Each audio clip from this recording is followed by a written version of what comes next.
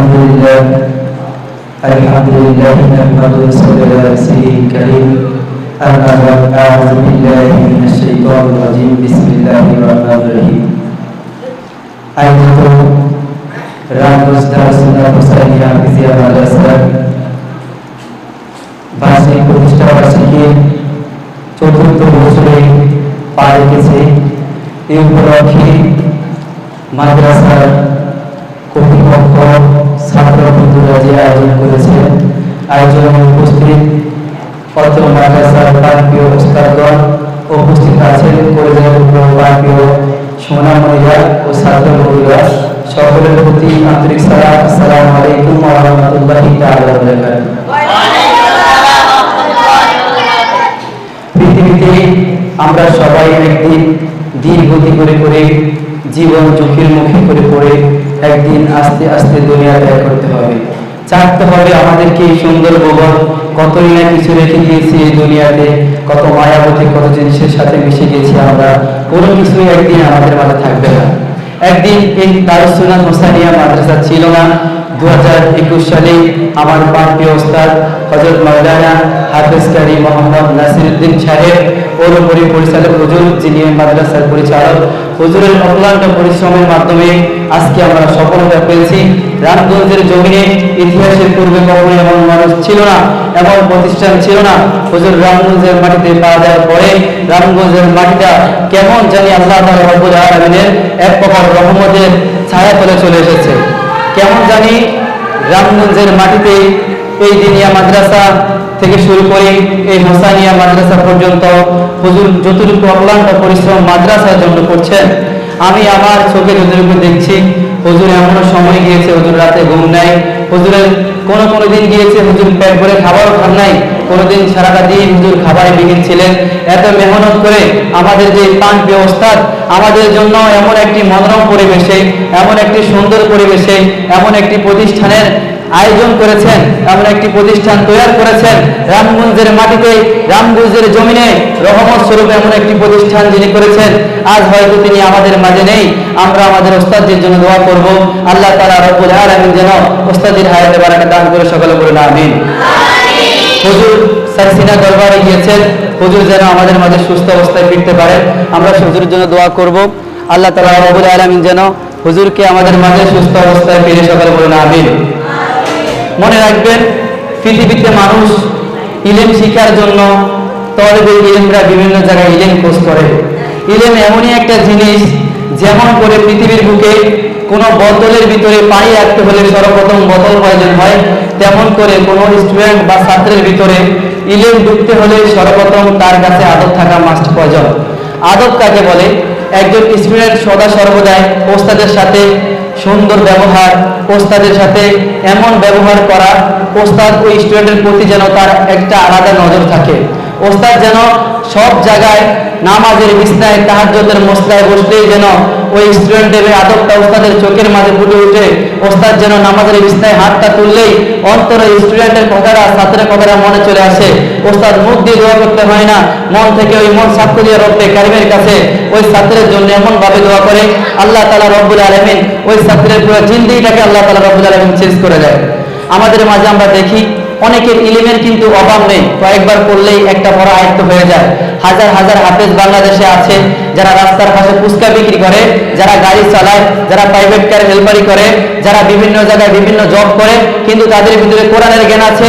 তারা মুফতি সাহেব, ওলি সাহেব, পীর সাহেব, তাদের ভিতরে কোনো ইলমের কমতি নাই। তাদের ইলমের কোথায় দিয়ে কমতি ছিল না।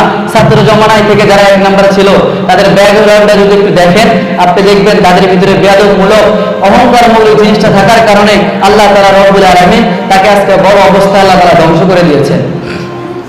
আমার একজন বন্ধুর কথা বলবো, আমি হয়তো হাফেজ নব, কিন্তু হাফেজ 30 পারা কোরআনের হাফেজ হয়েছে। আমরা একসাথে পড়াশোনা করেছি, একসাথে আমরা হাঁটতাম, চলতাম। আল্লাহ তাআলা রব্বুল আলামিনের এমন একটা মহিমা, সারসিনা দরবার এমন একটা দরবার, এই দরবারের সাথে যদি কেউ একবার লেগে যায়, তার জীবনটা আল্লাহ তাআলা রব্বুল আলামিন পুরো নূরে নূরান্বিত করে দেন, তার জীবনটা পুরো চেঞ্জ করে দেন।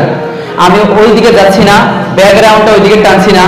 আমি কেমন মানুষ ছিলাম কেউ জানে না, একমাত্র জানে একজন চিল্লা করেন, তিনি কে? আমার আল্লাহ জানে আমি কেমন মানুষ ছিলাম। যেদিন সর্বপ্রথম সারসিনা হযরত পীর সাহেব হুজুর কেবলা অন্ধকার কবরে চলে গিয়েছেন। যেদিন আমি আমার নজরে প্রথম আমার শাহেখকে দেখেছি, আমার অন্তরের ভিতরে কেমন জানি আল্লাহর প্রতি একটা ভালোবাসা সৃষ্টি হয়ে গিয়েছে, কেমন জানি নবীর প্রতি একটা ইশক চলে আসছে। আল্লাহ তাআলা রব্বুল আলামিন আমাকে ওখান থেকে এনে আজকে এখান পর্যন্ত একটা দামি মসবায়, দামি স্থানে, দিনিয়া মাদ্রাসার মধ্যে এত বড় দামি একটা জায়গায় আল্লাহ তাআলা আমাকে এনে বসিয়েছেন। আমি তার জন্য আমার রবের দরবারে শুকরিয়া আদায় করি, আলহামদুলিল্লাহ। দিনিয়া মাদ্রাসা চাকরি করা খুব কঠিন একটা বিষয়। মানুষ ইচ্ছা করলেই আলিয়াতে নিবন্ধন করে চাকরি করতে পারে, কিন্তু দিনিয়াতে চাকরি করা, দিনিয়াতে টিকে থাকা, দীর্ঘদিন দিনিয়াকে ধরে রাখা খুব কঠিন একটা বিষয়। আমরা অনেকে জায়গায় জায়গায় পড়াশোনা করি, অনেক কিছু শিখি, কিন্তু আমরা মূল জিনিসটা ধরে রাখতে পারি না। তবে মনে রাখবেন, পৃথিবীতে যত দরবার আছে, আমি অনেক দরবারে গিয়েছি, অনেক দরবার দেখেছি। সারসিনা দরবারের মতো হক্কানি দরবার, যে জায়গায় প্রতিটা অবস্থানে সুন্নাহ পালন করা হয়, সারসিনার একটা আদনা মুজিদকে যখন দেখবেন, তার লেবাসের দিকে তাকালে আপনার কাছে মনে হবে অনেক বড় আলেম, ঠিক কিনা? আমি কয়েক দরবারে গিয়েছি, অনেক দরবারে, যেমন মাঝবান্ডারে গিয়েছি, চরমনায় গিয়েছি, উজানে গিয়েছি, আল্লাহ তাআলা রব্বুল আলামিন অনেক দরবারে গিয়েছেন, কিন্তু সারসিনা দরবারের মতো লম্বা পাঞ্জাবিওয়ালা, সুন্নতিওয়ালা, এত আমলওয়ালা কোনো দরবার আমি আর কখনো দেখি। আল্লাহ তাআলা রব্বুল আলামিন এমনই একজন শায়েখের আন্ডারে, শায়েখের আছে আমরা থেকে এমন একটা প্রতিষ্ঠান আমাদের রামগঞ্জের মাটিতে উঠেছে, এটা আমাদের জন্য ভাগ্যের বিষয়, ঠিক কিনা? হয়তো জানি না আপনাদের অন্তরে কি চলছে, আমার মন কেন জানি সাক্ষ্য দেয়, একদিন এই রামগঞ্জের মাটি থেকে ছাত্ররা মানুষ হয়ে এই বাংলার জমিনে বিভিন্ন আনাচে কানাচে ছাত্ররা ছড়িয়ে পড়বে। একদিন এই বাংলাদেশের জমিনে বিভিন্ন জায়গায় দিনিয়ার স্লোগান, দিনিয়ার গান সারা পৃথিবীতে ছড়িয়ে পড়বে, ঠিক না? আপনাদের এই চোখে দেখবেন দিনিয়া নামক শব্দ, হোসাইনিয়া নামক শব্দ শুধু এই রামগঞ্জের মাটি নয়, সারা লক্ষ্মীপুর বিভাগে আপনি দেখবেন জায়গায় জায়গায় দিনিয়া মাদ্রাসা একদিন ছড়িয়ে পড়েছে। আল্লাহ তাআলা রব্বুল আলামিন এই ছাত্রদেরকে একদিন মানুষের মতো মানুষ করে, আল্লাহ তাআলা রব্বুল আলামিন একজনকে করে আল্লাহ তাআলা এক একটা প্রতিষ্ঠানের দায়িত্বে বসিয়ে দিবেন। সেদিন বুঝবেন এই হোসাইনিয়া মাদ্রাসা যিনি প্রতিষ্ঠা করেছেন, আমার প্রাণপ্রিয় ওস্তাদ হযরত মাওলানা হাফেজ নাসিরউদ্দিন সাহেব, এই প্রতিষ্ঠানের জন্য কষ্ট করেছেন। জানি না সেই পর্যন্ত ওস্তাদদের দুনিয়া থাকে কিনা, তবে মনে রাখবেন আজকে রেখে যাওয়া কথাগুলা হয়তোবা নেটে থেকে যাবে, আপনাদের অন্তরে থেকে যাবে। ওস্তাদজি হয়তোবা দুনিয়ায় নাও থাকতে পারেন, এই কথাগুলো দেখে দেখে আমার আল্লাহ তাআলা রব্বুল আলামিন ওস্তাদজিকে সেদিন জান্নাতে ডেকে নিয়ে যেতে পারেন, ঠিক কিনা? ওস্তাদজি যেই পরিমাণ প্রতিষ্ঠানের জন্য কষ্ট করেন, আমি জানি না আপনারা অল টাইম হুজুরের সাথে থাকেন। হুজুরের সাথে যখন আমরা একদিন দেখা হয় বা মাদ্রাসায় থাকে, আমরা দেখি হুজুর কত পরিমাণে কান্নাকাটি করে। প্রতিটা প্রতিষ্ঠান দাঁড়ানোর জন্য এক একটা মানুষের চোখের পানি যদি না থাকে, কখনো কোনো প্রতিষ্ঠান দাঁড়ায় না। প্রতিটা প্রতিষ্ঠানের জন্য মানুষের চোখের পানি আছে। আজকে দেখেন ব্রহ্মপাড়া দিনিয়া, এই দিনিয়ার জন্য কত মানুষ চোখের পানি ফালাইছে, ঠিক কিনা? কত মানুষের চোখের পানির বিনিময়ে আজকে দিনিয়া মাদ্রাসা উঠেছে। এই হোসাইনিয়া মাদ্রাসা কি এমনি এমনি এত বড় হয়ে গিয়েছে? মাদ্রাসা এমনি এমনি আসমান থেকে এসে চলে আসছে? এত বিএপি মাদ্রাসা হয়েছে, এত ছাত্র হয়েছে?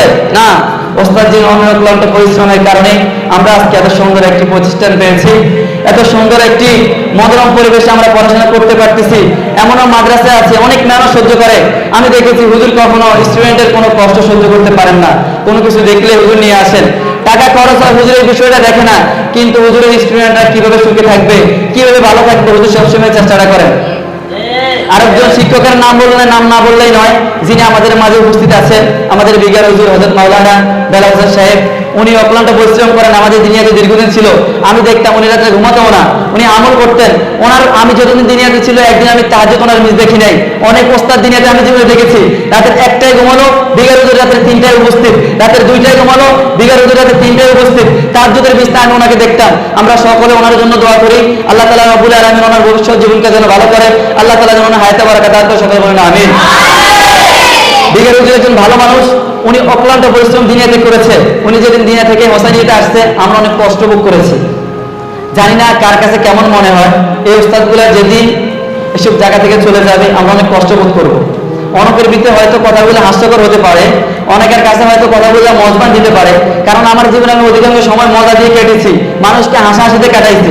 এই জন্য তো আমার কথা হাসানের মতো হইতে পারে। তো মনে রাখবেন, কোনো স্টুডেন্টের জীবনে যদি কখনো কোনো স্টুডেন্ট ওস্তাদের প্রতি সারা জীবন ভালো রাখে, মরণ পর্যন্ত ওস্তাদকে ভালোবাসে, ওস্তাদকে যদি কখনো রাস্তায় দেখার পরে ওই স্টুডেন্ট বড় হওয়া পর্যন্ত, মুরব্বী হওয়া পর্যন্ত ওস্তাদকে দেখে সব সময় আদবের সহিত চলে, আপনি দেখবেন ওস্তাদের কাছ থেকে ছাত্র চলে যাওয়ার পরও ওস্তাদের কাছ থেকে ছাত্র চলে যাওয়ার পরও ওস্তাদের মন থেকে ছাত্রের প্রতি একটা ভালোবাসা আসে, একটা ভালোবাসার জন্মদান করে, একটা ভালোবাসা তৈরি হয়। ওই তৈরি রেখে আল্লাহ তাআলা রব্বুল আলামিন ওই ছাত্রকে একদিন অনেক বড় আলেম হিসেবে কবুল করে নেয়। আমাদের বাংলাদেশে অনেক আলেম আছে, অনেক আলেম আছে। গিয়ে দেখেন ওস্তাদের দোয়া ছাড়া কেউ কখনো আলেম হতে পারে এই হোসাইনিয়া আদবের প্রতিষ্ঠান। এই হোসাইনিয়ার শিক্ষকগুলা খুব আদবশীল ওস্তাদ, যাদের নামে কথা বললে আজকে রাত চলে যাবে, দিন হয়ে যাবে, কিন্তু কথা শেষ হবে। আমি আশা রাখি হোসাইনিয়ার স্টুডেন্টগুলো অনেক আদববান।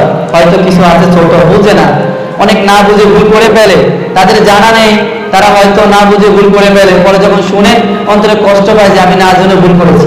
অনেকের মনে বিষয়ে চলে যে আমি আদব কিভাবে করে ফেলছি, নিজে বুঝতে পারে না, এটা হয়ে যায়, মিস্টেক হয় মানুষের জীবনে।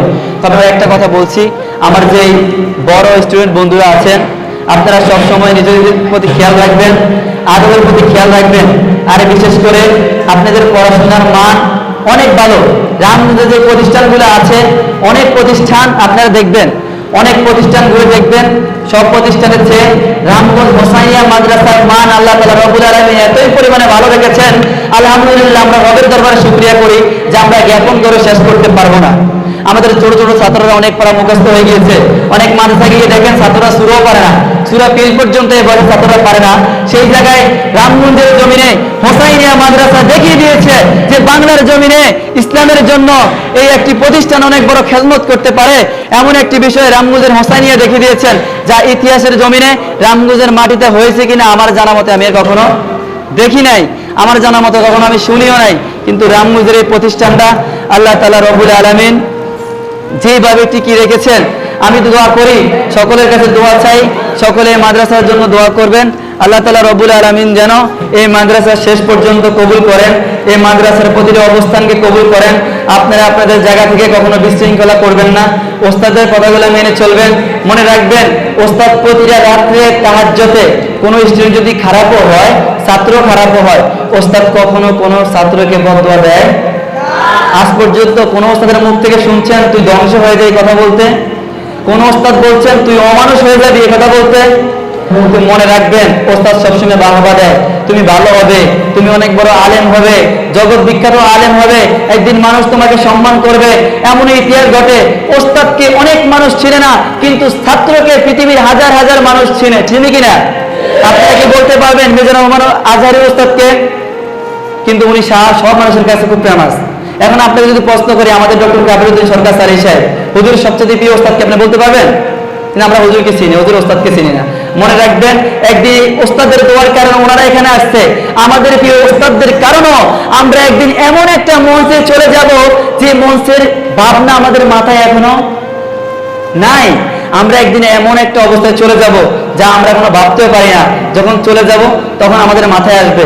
অনেক স্টুডেন্টরা আছে যাদের হেফজখানা পড়তে ভালো লাগে না, আমি নাম বলবো না, হেফজখানা থেকে পালিয়ে যাওয়ার অভ্যাস তাদের খুব ভালো। এটা ভাবে না যে আমার তো একটা ভবিষ্যৎ আছে, আমার বাবা না হয় এটা করে চললো, আমি কি করে চলবো? কারণ সবাই তো ভালোটা চায়, ঠিক না? 10 টাকা নোট একটা দিলে সবাই টাটকাটা দেখে, টাটকাটা সব ভালোটা চায়। খানা খাইতে গেলে ভালো টুকাটা দেখে, যখন পড়তে আসে তখন আর ভালোটা দেখে না। কিন্তু সবাই চায় যে আমি ভালো যোগ্যতাশীল হবো, ভালো অবস্থানে যাব। কিন্তু এটা চায় না যে আমার ভালো ইলম শিখতে হবে, ওস্তাদের পিছনে কি করতে হবে? ঘুরতে হবে। আপনি যখন দেখবেন যে আপনাকে ভালো কিছু দেয়, কার পিছনে ঘুরবেন, তার কিন্তু একটা নজর আপনার দিকে অটোমেটিক থাকবে। যখন আপনি কোনো ওস্তাদের পিছনে দৌড়াবেন, ঘুরবেন, ওস্তাদ ভাববে যে এই ছেলেটা আমার পিছনে দৌড়াচ্ছে, সময় দিচ্ছে, আমি তাকে একটু সময় দিই। ওস্তাদ যখন ফ্রি হবে আপনাকে ডেকে নিবে, একটা কিছু শিখাবে যেটা আপনার জানেন না।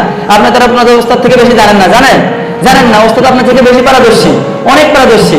ওস্তাদ আপনাকে একটা জিনিস শিখাবে, এই জিনিস অন্য জায়গায় আপনি প্রয়োগ করবেন, আবার অন্য জায়গায় প্রয়োগ করবেন।